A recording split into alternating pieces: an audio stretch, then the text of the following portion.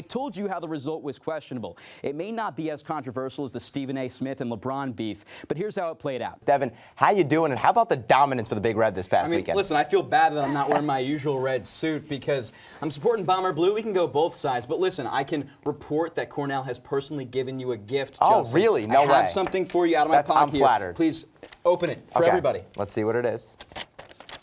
2 W's. Come on, we not got an unfamiliar 2 gift for W's. you. It's ALS Awareness Day here from Onondaga Community College. And with a final score of 5-4, the Crush came out with the extra innings victory. While most people now focus on getting their turkey, cornucopia, and their grandma's mac and cheese recipe, Bomber Volleyball was looking for the hardware. And on Saturday, they got it. Because she just won 2 national championships on the 1 and 3 meter boards. Kaylee Payne. We have her on the show today, and she put the ring on her finger. But is he enough to topple the number 2 team in the country? The jury's still out on that. Cortland is an exceptional team. They're the reigning national champions. They've beat their opponents by an average of 40 points per game. But when it comes to the strong teams they've played on their schedule, it's only 2, and they won by a combined 3 points. Which all leads us back to Saturday, where we have a fun matchup ahead of the 65th Cortica Jug. Let's take it from Studio A at the Park School to Booth Field on the campus of Cornell University. Taking on Brown, they split the first 2 of the 3-game series and are looking to start early in the rubber match. On the board and the bases loaded, right fielder Caden Wildman rips one down the left side of the infield, and let's bring out baseball DJ Khaled. Another run. Cornell get 5 in the first inning. Now top 4th, Brown cut the lead to 2, and Mile Newsome serves his name right, hitting this one a country mile. I think we had him mic'd up in the base path, could hear him calling for Houston to warn from incoming meteors over the left field wall. Cornell's turn now, bottom 4 in the 1-run ball game. Max Jensen at the plate with 2 on, and we've got Houston on speed dial for a reason. When it rains, it pours, and Cornell extended their lead to 4. Jensen drives in Quinlan and Davis to get his 5th bomb of the season. Next inning, same score, no outs. I'm not sure if this game was secretly played in Colorado or on the moon, but what's going on? An arms race of home runs at Booth Field as Noah Keller knocks a 3-run shot to left to make the score 8-7. Cornell still leads, but the Bears are not done in the 5th. 2 outs and a new pitcher in Josh Shea. And on the payoff, he walks Nathan Brasher. Newsome scores from 3rd, and Brown take their first lead of the afternoon. Bottom 6, it seems like deja vu, but Cornell take the lead. Got walked with the bases loaded as well after making the score 10-10. And you beat Cortland, the number 24 team in the nation. What does a win like this mean for this squad that you have behind you? It means so much. Just playing a team like that always comes out hard and is physical, and it's always a really good game. Just getting that win under our belts and building our confidence as we enter Liberty League play in the next couple games. That was really exciting. And you talked about the team effort as a whole. Yeah. Your defense has looked exceptionally strong through those first 4 games. How does it feel to have both a strong defensive side and Grace Hickey in net, who hasn't let anything past her so far this season? Yeah, it's really reassuring when you can trust your defense like that. It's just knowing that your whole team is connected and that you can rely on each of your teammates is a really great feeling. Special win on senior day. You spent a lot of time after the game talking to your team. What was the message you relayed to them? Really just about what we spoke about before the game. Like, that's what we can look like if we do take our chances and score the goals that are there for us. And I couldn't be prouder of the group of guys. I couldn't be prouder of the staff. I thought backs up against the wall a little bit coming into today, and a massive win. And we talk about the grit and determination, and I thought you saw all those things on display today. Coach, long 4 years, you reached that mountaintop. How does it feel? Feels great. I'm so happy for these guys. The hard work they put in, they deserve it. And I did nothing. These guys bought in. They put in the time. We went through some ups and downs. We crept slowly. We grinded. Today was kind of the peak right there. The peak. Our guys came to play today, man. It was awesome to watch. This team perseveres through so much. How do they continue to surprise you? They're tough, and they stay together. There could have been multiple moments where they could have kind of splintered, right? A couple tough games or tough losses or tough practices. Each time they come back stronger. Coach, how are you going to enjoy the moment tonight? I don't know yet. Well, I'm going to be with my kids, my family, and we'll get back to work tomorrow. Appreciate your time. Yeah, thanks, Devon. How can you encapsulate your emotions at this moment? It's still a little bit surreal to me. I don't think the full weight of it has hit me yet, but to be able to end it like this with my seniors and these guys is just an unbelievable feeling. You told us on Friday it would take everything. It seems like it did, didn't it? Yeah, 100%. I mean, we jumped on them early, absolutely dominated the first half, and we let them make their run, but we did enough early to be able to come out with the win. A year ago, this team finished 9th in the Liberty League, was picked to miss the playoffs at the start of the season. How do you guys persevere from maybe a low at last year to reaching the highest high this year? I mean, yeah, last year it was just a ton of close losses. We felt like we were way better than what our record showed. And it's not even like something we had to prove. We knew how good we were coming into this season. We didn't need to take that personally. We knew what was going to happen. Logan, enjoy the moment. Thank you. Thank you. Appreciate it. Bard has it, pushing the floor right to left and trailing the Bombers 41-33. Almodovar now. He's only missed 4 starts in his career, the grad student. Mismatching one shoe black, one shoe white. He passes it to the top of the key for Paniatunis. Not a lot of action for him at the start. Tries a drive and a shot. It won't go. High off the glass and too strong from the right block. Bombers rebound. They lead by 8 and are pushed the other way by O'Neal, 94 feet. He stops his feet at the top of the key. Kicks to the left corner. Evan Cabral a 3, and he laces it. 44-23 the score. 18:30 to play in the second half. Almodovar brings the ball up once again. Wilcox, top of the key, gets it to the other big in Heinze. His heels on the three-point line. Now back to Wilcox in the corner. Backs to the basket. Swings it out to the top of the key. It's Roth. A good three-point shot. That one's through. Their third three-pointer of the day. Hey, if the bank's open, the bank's open. Take the 3. It's almost close, right? Saturdays, we say? Yep. Well, now they'll have an opportunity to bring this a closer game. 44-26 the score. Bombers have it now. Top of the key, Holmes thinks about a 3, drives instead, kicks it back outside to co-captain in Wendell, and laces the 3 again. His 4th of the night, 12 points for the captain. And all points from 3 for Wendell right now at the right time for the Bombers. He's been able to be a versatile scorer all year long, averaging just over 17 points a game. Almodovar pins the ball at his left hip, kicks it to the top of the key for Heinze. He starts his dribble going to his right, hands it off to Paniatunis on the right wing. Now a bullet pass to the corner for Wilcox. Rofe has it left wing, spins against Wendell, finds his way to the left low post, spinning a right hook shot. It won't go. Tapped rebound by O'Neal, and Wendell gets it to laces the pass to Holmes as he drives at the basket. Foul on the way up at the doorstep. He'll head to the line for 2. It's good to see Holmes okay after that rebound to finish off the first half with Wilcox. Went down a little bit shaken up.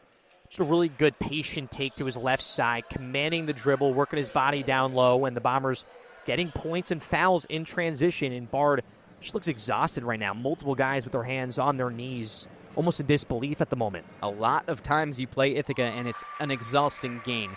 First free throw for Aiden Holmes, the first free throws of the game for Ithaca in general.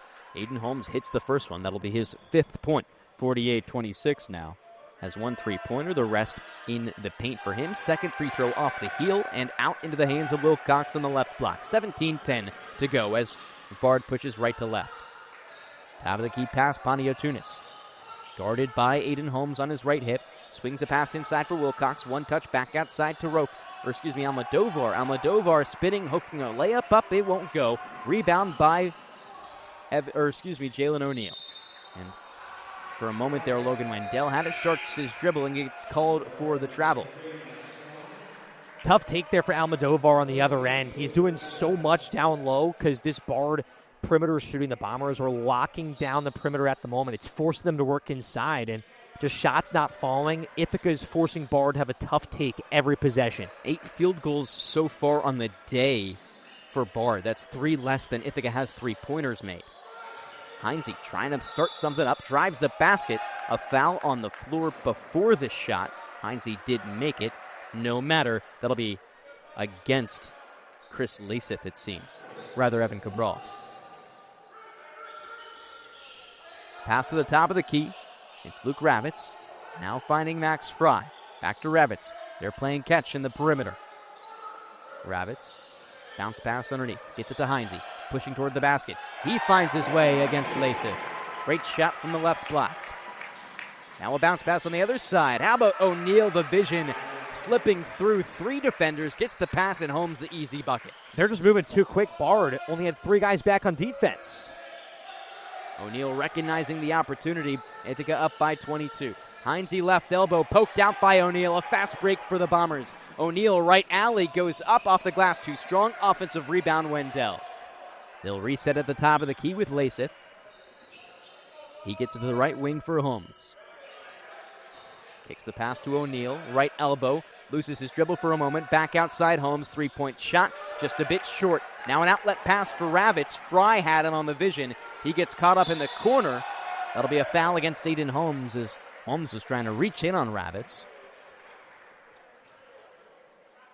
Bombers got into foul trouble last half. It ended up hurting them, but really didn't matter when things were all said and done because of the way they were playing on offense themselves. And Holmes made a foul there, seeing there was kind of a one-on-one, a Bard player trailing to kind of just slow down the pace, not allow Bard to have an easy transition point. Fry gets the inlet. Out to Paniotunis, a 14-foot jumper just in front of the free throw line.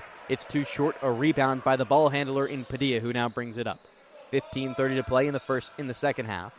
Other side, it's Wendell. Kicks to the corner. How about Evan Cabral? His 3-point shot off the top of the backboard.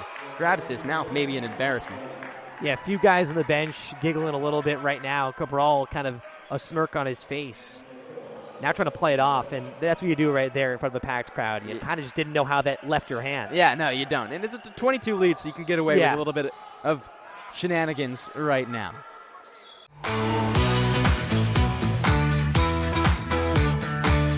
In 2010, Cornell men's basketball had their best season of all time. 29 wins and a trip to the Sweet 16. But this year, they're coming off their best season yet. However, have to start a new journey with new first-year head coach John Jakes. Coach Jakes has spent more than a decade with this team as an assistant, and now that it's his turn to lead, the focus and goals are already present.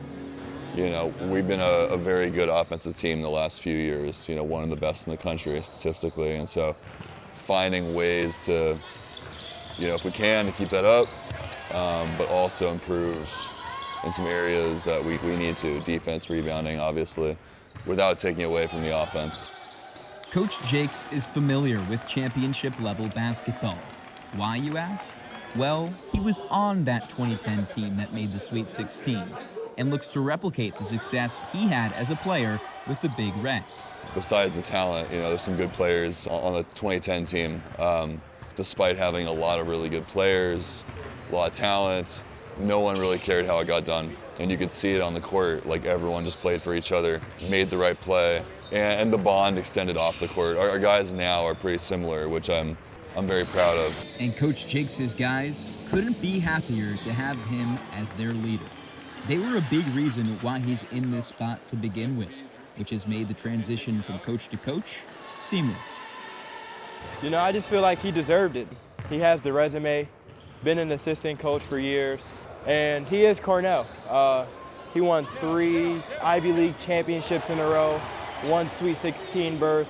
So he is Cornell, if you ask all of us, and it's being permeated as him being the head coach. If someone came in and didn't know anything about our program, I would say that they'd think that we've been with each other for years, and it's only been 3 months maybe. It's clear that Coach has a head start when it comes to the relationships with his players, and his style of coaching fits right into what they like as well. He's definitely a player's coach. He brings his family around, his daughter, his wife, his son. I wouldn't have wanted to play for anyone else my senior year. Coach Jakes is, as I would say, in the trenches with us, you know. He's on the court, he's helping us work out. You can always go to his office, just talk to him. You know, it feels like a very much collaborative effort, but you know, he does listen to our input a lot, and that's definitely one of the advantages of him being the coach. But the focus now is on the future, and not only how to get where they were last year, but reach beyond. I think it'll be similar to the last few years for now, but no matter how the style of play evolves, I think we will just always be, you know, unselfish teammates, take care of each other, and play with maximum effort. And I think that's kind of the expectation. Our guys know that. We did do good last year, but we still didn't reach our goal. So we still just want to continue to build and continue to try to reach the goal we want to reach, and that is, you know, winning the Ivy League, clinching a berth in the NCAA tournament. So until we do that, then none of us are satisfied. Devon Jarvis reporting for Sports Fun.